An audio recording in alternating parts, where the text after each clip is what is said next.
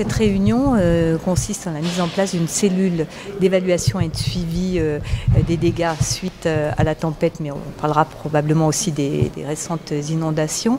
Donc nous sommes entrés dans la phase de réparation. Notre objectif est vraiment d'accompagner les maires et les acteurs économiques pour qu'il n'y ait pas de sentiment d'abandon. Donc on va faire le point des dégâts, mais peut-être aussi des problèmes qu'il reste à traiter.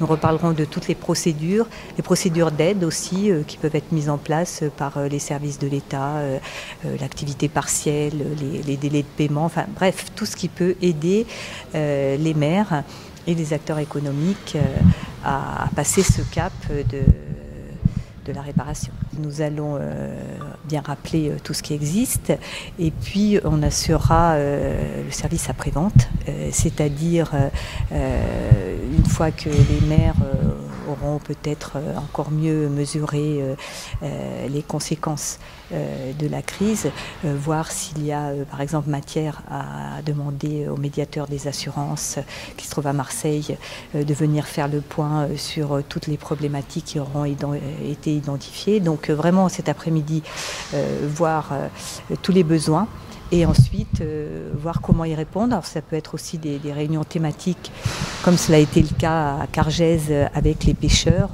Donc là, nous avons 5 communes pour la Corse du Sud qui ont déposé leur dossier que je vais naturellement faire remonter à l'administration centrale avec un avis favorable et je pense que nous devrions avoir une réponse bien sûr positive autour du 20 novembre. Il se peut qu'il y ait des dégâts qui soient visibles seulement quelques semaines après, donc les communes auront encore possibilité de faire une demande, mais il ne faut bien sûr pas trop attendre. J'espère que les situations de crise ne vont pas se multiplier au rythme des jours précédents, puisque nous avons eu juste derrière la tempête, effectivement, une vigilance orange pour les inondations.